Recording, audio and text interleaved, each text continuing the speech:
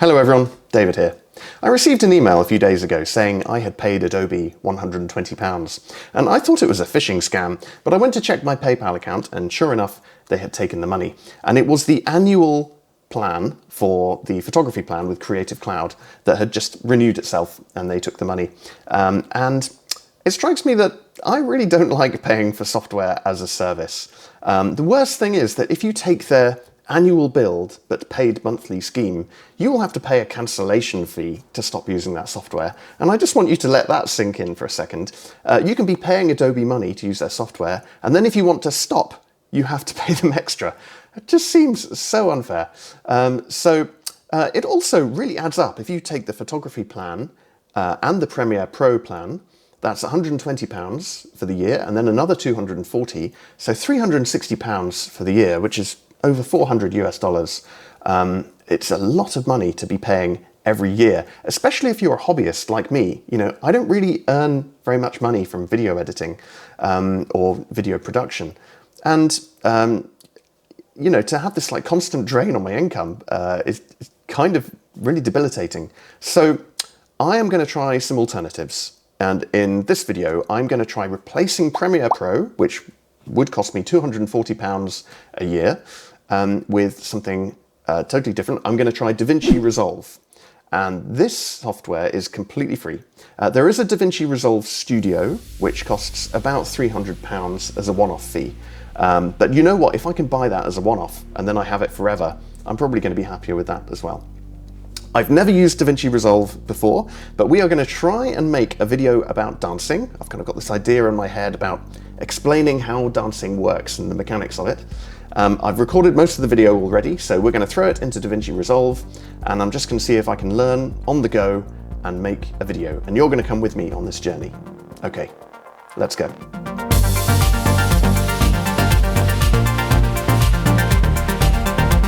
Okay, I know what you're thinking. It was daytime before and nighttime now. How long has he spent trying to figure it out? But actually not all that long, sort of maybe about an hour, just trying to get myself familiar with how Davinci Resolve handles some of the basic things differently. So let me show you what progress I've made since we last spoke. This is Davinci Resolve non-studio, just the standard free version, version 16. And down here in the Edit tab is where I think I will be spending the majority of my time. I've imported a video by just dragging it into one of the media clip bins over here, and I've made myself some extra bins by right-clicking and going Add Bin. And the reason I actually started to organize things was I wanted to synchronize a voiceover with a video clip I'd made for the introduction of the video I'm making about dancing. So I had this video and what it's like to actually go to something like a weekender. So I had scratch audio recorded on the camera and I wanted to synchronize that with a lav mic, which I'd recorded on my phone. And to synchronize the two, you don't synchronize them on the timeline like in Premiere. The easier way, or maybe the only way, I haven't quite figured out yet, is you go you put all of the media you want to synchronize into a single bin, and then you right-click on that bin, go to Auto Sync Audio, and in my case, based on waveform. And it was pretty good, and it synced it up without any other problems.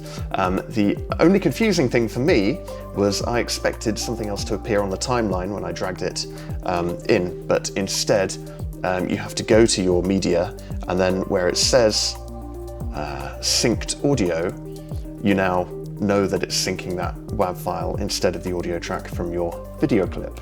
So when you drag the video clip onto the timeline, you get the synced audio instead. How that works with like multiple different sources and picking the one you want, I don't know yet. But yeah, that's where that is going. Like in Premiere, you can drag the edges of the clip just like you expected.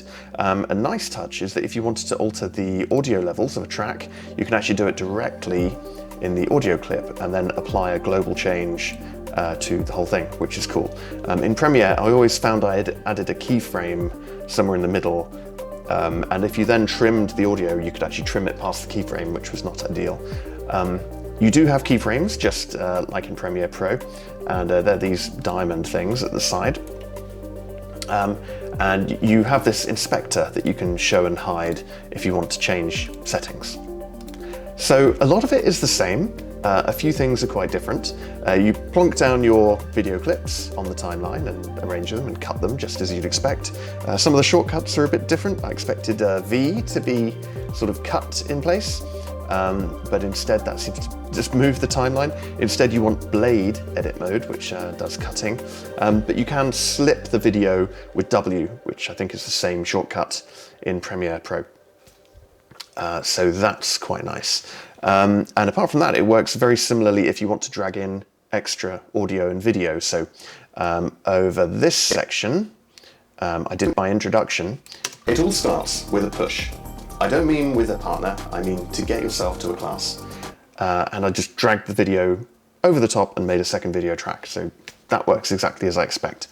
One thing that took me by surprise there was if you want to add an adjustment clip, you have to go to your effects library. So make sure that panel opens up and then go to effects, adjustment clip, and then drag that over the top. And then you can change the size of that to match whatever other video you want to change.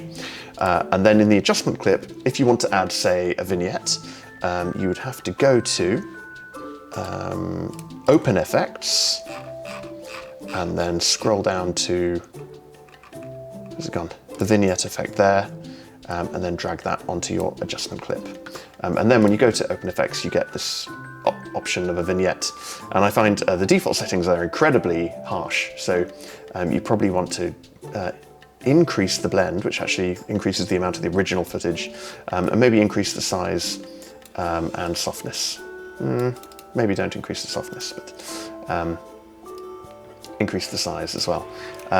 And that makes it a bit more like the Premiere Pro vignette, which I'm very used to. But apart from that, adjustment clips appear to work exactly the same as adjustment layers.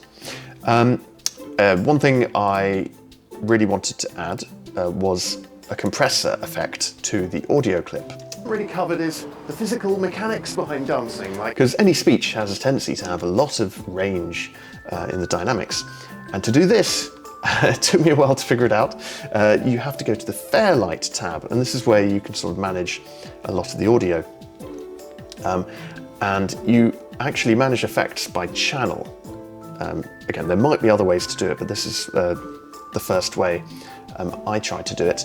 And you can actually add quite a few different effects, and they've got a choice of different dynamic compressors. The one I went for now is called the vocal channel effect, and this gives you a compressor and also an equalizer as well.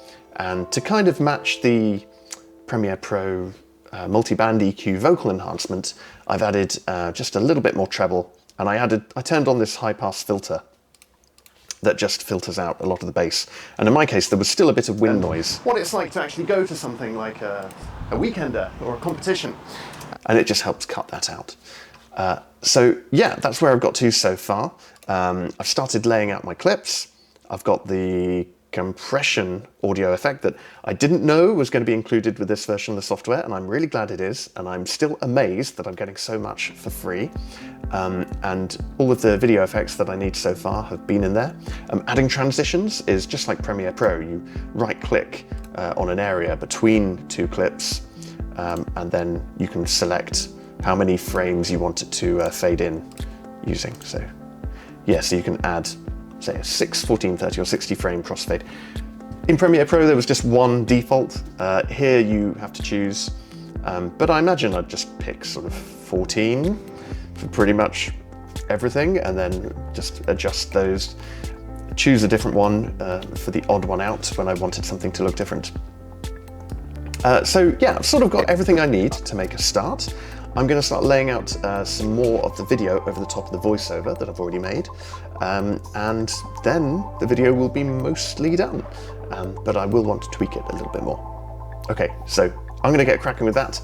Probably take me another couple of hours, and I'll catch up with you then.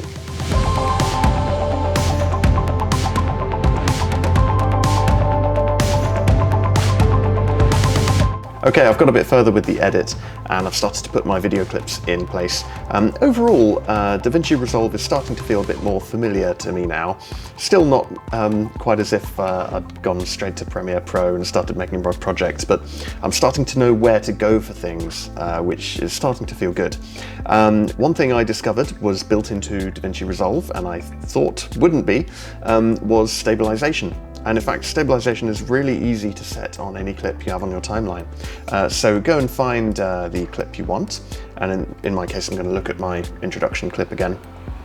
And then go over to the inspector. So open up the inspector on the right-hand side, and you'll find this stabilization entry. And if you double click on that, it expands and you can enable stabilization by turning it on. And you'll have to click stabilize to get it to actually run the stabilization routine. If you're looking for something that's very much like Warp Stabilizer in Premiere Pro, you go to mode and, well, the default one is perspective, so you will select that. Similarity and translation, I guess, are doing something where it's only trying to move it left, right, and up and down to make things look stabilized. So yeah, you can leave that on perspective. And in my case, I've reduced the strength down to 0.25 because you always get a trade-off between how much the stabilizer will punch in and how much it will stabilize. And in my case, I only want it to stabilize it a little bit. Just to kind of reduce the worst of the shakiness. So I've reduced that to 0.25 instead of like its default value of 1. So yeah, that should just make it a bit less extremely shaky and punch in just a little. You can actually change the cropping ratios with the other sliders as well. So yeah, a bit of subtle stabilization, and I think that helps the intro a lot. Really covered is the physical mechanics behind dancing, like how it works, what it means when you push and pull on your partner, where they move, and if I turn off the stabilization, so I want to have a look at you can see it's just got that shake whenever I'm taking a step. That's that much worse. So yeah, I'm going to plow on. Oh, I did find how to just optimize the playback a little bit. So if you've got, in my case, several 4K clips all playing at once, it's quite good to go and select them in your media bin and then right click and go to generate optimized media. And this will re-encode the video files in a format that Davinci Resolve will be able to play more smoothly. So it should make just editing on the timeline more easy with that kind of footage.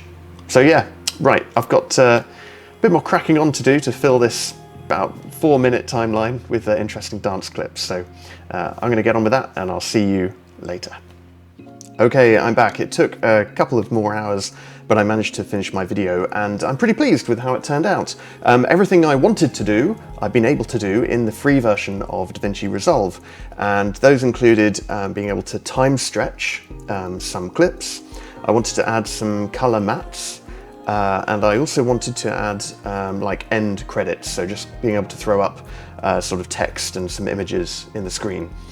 So let's dive into how I did those few things as well.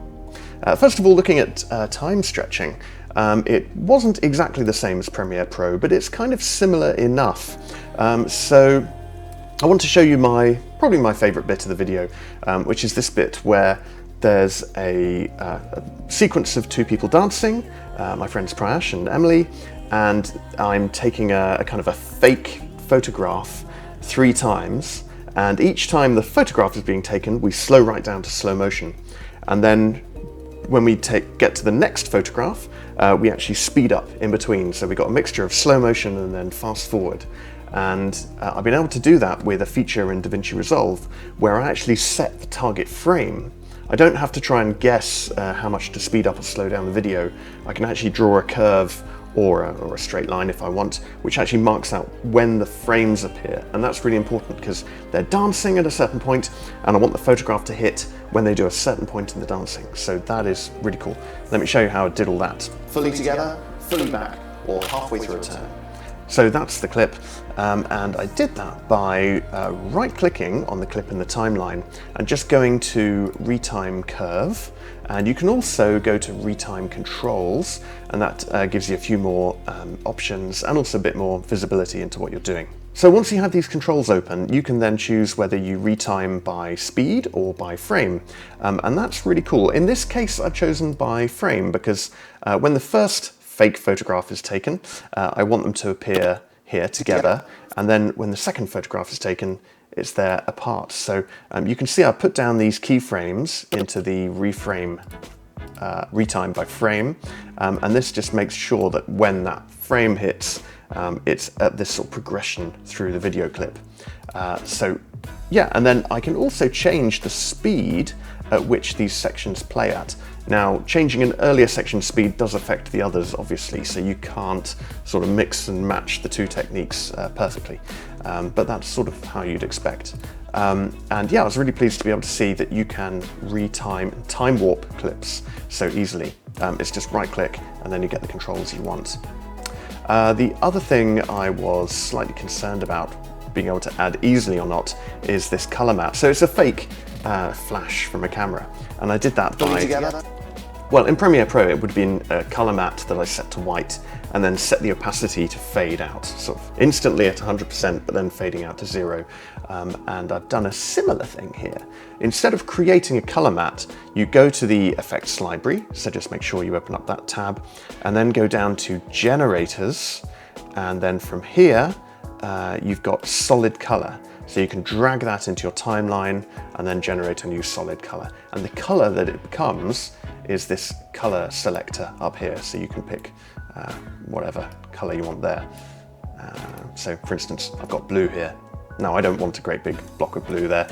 So I just had this white flash, and I changed the opacity with a keyframe here. So click this diamond. I start off at 70% and then just fade that down to 0 by the time it gets to this keyframe here. If you can't see the keyframes, you just want to go to, where is it now? Clip, show keyframe editor, and then you can actually see them underneath the video clip. And yeah, and I think this effect works really well. I also added in the shutter sound, so just getting a literal click noise as well, because that kind of adds to the effect. And then you get this, fully together, fully back, or halfway through a turn. Well, I think that's really cool. Just sort of really illustrates like the 3 positions and like the fake camera really well, I think. Okay, so one of the other features I wasn't sure I'd be able to put in this at least easily is just text and graphics, because I rely on like the, what is it called in Premiere Pro? Essential graphics. And they're really cool. Just drag and drop, change the text, and then you've got a really cool looking animation. And it just means us as semi-professional video producers have the chance to get really professional looking iconography and cool animations into our videos.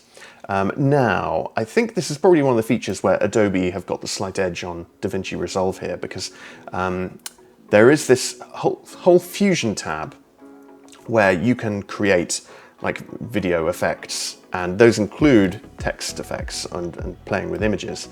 But it is pretty hardcore. If you are not prepared to really sort of dig in and start playing around with them, you might get a bit sort of alienated. But at the end of my video, I just wanted a little like thank you and show the icon of Ciroc London and Ciroc Evolution. And I mean, just putting the images on the screen is quite easy, because you drag the, where did I put them? Just import the images into your project bin, or the media pool somewhere, and then drag them into timeline, and they're there. And then obviously you can move them around on screen using the inspector and the zoom and position controls and animate them however you want. So for text, it's also pretty easy. You just go to your effects library toolbox, go to titles and select text, and then drag that into the timeline. And then you can go and click on that and edit that how you would expect. So click on it, and then in the inspector, you get this kind of text drop down, and you can change the text, the font type, and all sorts of other things. That's nice and easy. It does become a bit more complicated if you want to start looking at transitions. So I had a bit of text that goes with thanks to, and it kind of stretches out. So I had the problem, oh, by the way, I got this like text effect for free. It was in the Fusion titles. If you scroll down to Title Center Reveal, you can then drag that into your timeline, and you get exactly the same as Essential Graphics. You get something that animates for you, and you can just change the text, change the font and the size if you want, but you essentially get the animation for free, and that's great because it means you're very quick at getting something that looks cool. However, I wanted half of this. I wanted it to animate in, but not to animate out. I just wanted it to fade out. And getting it to do that was surprisingly difficult because I had to go to Fusion, and then you see exactly how it works. Like you get this kind of this node graph or like a flowchart showing how the effect is created. And in a way, this is amazing because it looks incredibly powerful, and you're not stuck with like having to layer on more and more effects like you are in Premiere Pro. You get to flow things, and you can actually create the flow in parallel if you want. And by the way, you click on these like two dots to preview left and right what is the output of that effect. And it's very cool, but I kind of was presented with all this and just wanted to disable one bit of it, and it took a bit of digging to find where to do that. And in my case, I found this keyframe stretcher node and just disabled it by just toggling it off. And that meant that it didn't mirror the keyframes from the start to the end. So that did what I want.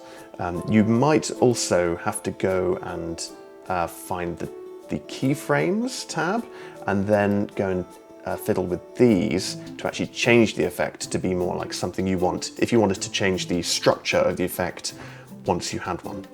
But this is all nitpicking. It's kind of amazing that there is this Fusion tab that you get all of these effects for free, and with a bit more work you could actually achieve exactly the same as you do in Premiere, and probably with a bit more power to go along with it as well. Once you are ready to export, you go down to Deliver on the bottom right, this little rocket ship, and then pick the output format. I'm going to go H.264 and MP4, and then select the destination, add it to the render queue, and then remember to go over to the other side and start the render. Now I've already done an export of this dancing video, and it took just under half an hour, which is fine. I was actually doing other things at the time with my computer, so it's not a completely fair test. I feel like Premiere Pro might have been a bit quicker. I've definitely exported 5-minute videos in under 20 minutes before, because my desktop PC is a bit of a beast. It's got a 2080 Super in it, so it does go fast. But you know, this is fine. It was a lot of 4K video spread over various different files, reading from an external hard drive. So actually, I think this is like totally reasonable export time. So I got a bit curious about performance, and I was wondering, could I edit a 4K video on the move? Say I'm abroad in a foreign country and all I've got is my Surface Go 2 laptop. Can I still make a great looking YouTube video? And the good-ish news is that yes, just about. But you have to turn on all of the performance options to do that. And if you want to do that, go to the gear icon in the bottom right of Resolve. In Optimized Media Resolution, select something quite low. I've got it on 1/8. And for format, select something quite cheap, and I've got it on DNxHR LB, so low bandwidth. And that generates the smallest cache clip files. And then in the timeline, go to right-click on the clips you want to optimize and click Generate Optimized Media. And then under Playback, make sure you've got Use Optimized Media ticked. Proxy mode, select something lower than full, so half, or I've got it on quarter resolution. And then in render cache, select it to smart, or I've got it on user. And that means I control when it uses the render cache clips by optimizing them myself. And at this point, it is just about working for editing. Doesn't look great in the timeline, but the cool thing is that if I go to Deliver and then export the video, it'll bypass the proxies and still export my great looking 4K video. Now, I do have a problem with layering on effects. This has got compression on the speech, and it's got, an extra audio track for music. And that's running okay. But if I add an adjustment clip and try playing with the brightness settings, just adding some gain, and a vignette, it completely slows down to a crawl and then won't play back. So you can sort of get around that by disabling the adjustment layer while you're editing and then turning it on for the export. Not ideal, but it does just about work, and that's all I wanted in this case. Okay, that's it. My video is finished and I'm going to upload it to YouTube. If you want to see it, I'll leave a link in the description down below. I am going to stick with Resolve for a bit longer. I'm going to cancel my Premiere Pro subscription and see how long I can use Resolve for. Hopefully it will be a permanent change. The really great thing is that every month I can use Resolve instead. I've saved that 20 or 30 pounds that would otherwise go on a subscription. And mostly I'm amazed at what you get for free with Resolve. I went into this sure that I would have to pay for the studio version, but all of the features that I wanted were there, freely available to use. Now, I do see myself potentially getting the studio version in the future because I work with stereoscopic 3D video sometimes, and that's only available in Studio. Yeah, gonna make the change now and hopefully save a bit more money.